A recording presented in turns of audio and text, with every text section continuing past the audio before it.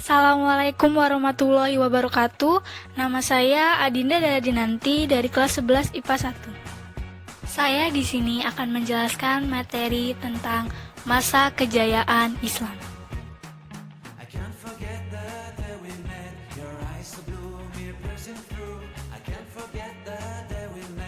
Periodisasi Islam adalah sejarah Islam yang dibagi ke dalam 3 periode besar. Periode pertama atau periode klasik dimulai dari masa Rasulullah hingga jatuhnya pemerintahan Bani Abbas di Baghdad. Pada periode klasik yang terjadi pada 650 sampai 1250 Masehi, Islam mengalami 2 fase penting. Yang pertama fase ekspansi, integrasi, dan puncak kemajuan yang terjadi pada 650 sampai 1000 Masehi. Di fase inilah Islam di bawah kepemimpinan para khalifah mengalami perluasan pengaruh yang sangat signifikan. Ke arah barat melalui Afrika Utara, Islam mencapai Spanyol, dan ke arah timur melalui Persia, Islam sampai ke India. Kedua, fase disintegrasi yang terjadi pada 1000 sampai 1250 Masehi yang ditandai dengan perpecahan dan kemunduran politik umat Islam hingga berpuncak pada terenggutnya Baghdad oleh bala tentara Hulagu di tahun 1258 Masehi. Periode pertengahan yang terjadi pada 1250 sampai 1800 Masehi juga dibagi menjadi 2 fase penting. Yang pertama, fase kemunduran yang terjadi pada 1250 sampai 1500 Masehi yang penuh diwarnai perselisihan yang terus meningkat. Pada masa inilah dunia Islam terbelah yang diperparah oleh meluasnya pandangan bahwa pintu itijah telah tertutup, sementara perhatian terhadap dunia ilmu pengetahuan melemah. Kekuatan Kristen, di mana perang salib telah dimaklumatkan oleh Paus Urbanus II sejak dalam Konsili Clermont tahun 1095 Masehi, justru kian menekan dunia Islam. Yang kedua, fase 3 kerajaan besar muncul yang terjadi pada 1500 sampai 1800 Masehi. Yang dimaksud di sini adalah kerajaan Utsmani, Ottoman Empire di Turki, kerajaan Safawi di Persia, dan kerajaan Mughal di India. Keadaan perkembangan Islam secara keseluruhan baru mengalami kemajuan kembali, walaupun tidak sebanding dengan masa sebelumnya, yaitu periode klasik. Di beberapa wilayah kekuasaan Islam pada abad pertengahan, dalam ilmu pengetahuan dan kebudayaan mengalami perkembangan. Misalnya pada pemerintahan kerajaan Mongol. Di sana dibangun sekolah-sekolah yang mengajarkan ilmu pengetahuan dan kebudayaan, filsafat, logika, geometri, sejarah, geografi, matematika, dan politik. Di Mesir, menjadi perkembangan ilmu pengetahuan seperti sejarah, astronomi, kedokteran, matematika, dan ilmu-ilmu agama. Pada masa kerajaan Syafawi, ilmu pengetahuan juga berkembang. Ada beberapa ilmuwan yang muncul. Perkembangan kebudayaan Islam timbul setelah diawali sederetan kebudayaan manusia dan seiring dengan sederetan kebudayaan setelahnya. Kebudayaan-kebudayaan Islam pada abad pertengahan yang menonjol diantaranya dalam perkembangan arsitektur Islam berupa bangunan-bangunan masjid yang indah dengan hiasan-hiasan kaligrafi yang indah. Periode modern yang terjadi pada 1800 sampai seterusnya merupakan kebangkitan umat Islam yang ditandai dengan munculnya para pembaharu Islam, di mana manusia mulai mengembangkan atau menggunakan teknologi yang canggih dan banyak pemikiran yang sudah mulai maju. Masa kejayaan Islam terjadi pada sekitar tahun 650 sampai 1250 Masehi. Periode ini disebut dengan periode klasik.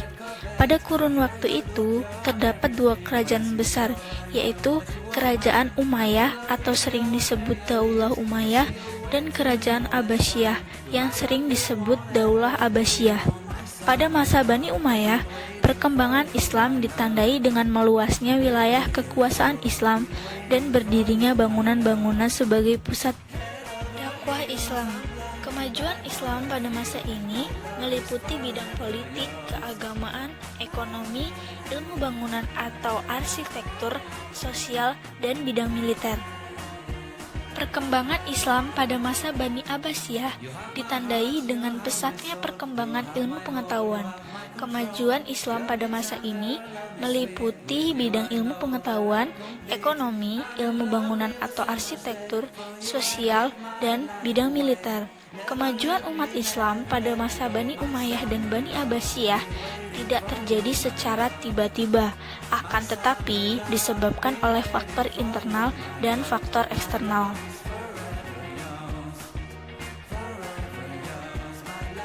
Faktor internal antara lain yang pertama, konsistensi dan istiqomah umat Islam kepada ajaran Islam.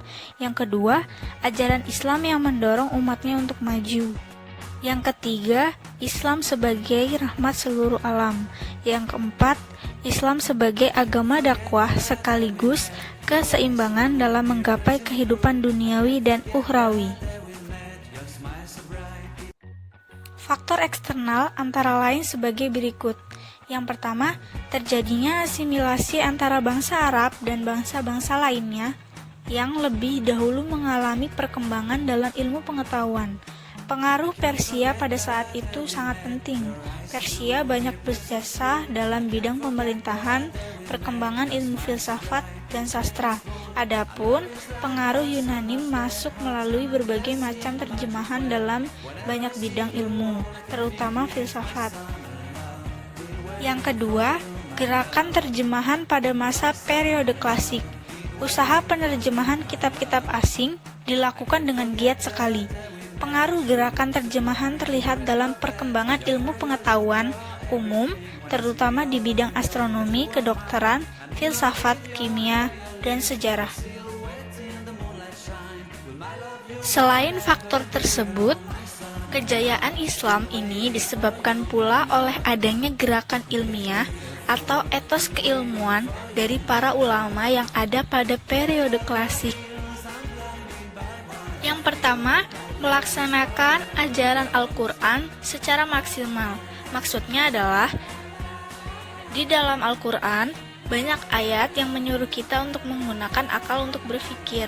Yang kedua, melaksanakan isi hadis. Banyak hadis yang menyuruh kita untuk terus menuntut ilmu, meskipun harus ke negeri Cina.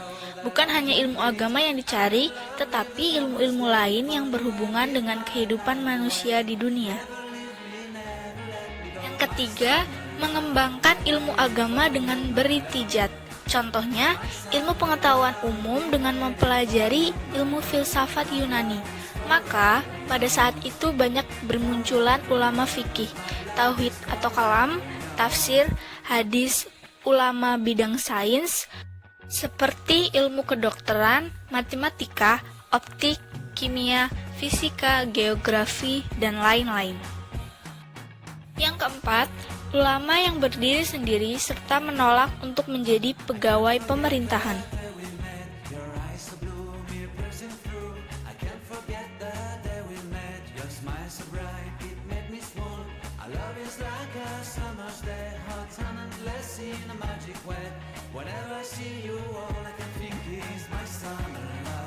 Ibnu Rusyd, nama lengkapnya adalah Abu Al-Walid Muhammad Ibnu Rusyd, lahir di Cordova, Spanyol pada tahun 520 Hijriah dan wafat di Marrakesh, Maroko pada tahun 595 Hijriah. Beliau menguasai ilmu fikih, ilmu kalam, sastra Arab, matematika, fisika, astronomi, kedokteran, dan filsafat. Al-Ghazali, nama lengkapnya adalah Abu Hamid Al-Ghazali, lahir di desa Ghazalah dekat Tus, Iran Utara pada tahun 450 Hijriah. Beliau wafat pada tahun 505 Hijriah di Tus, Iran Utara.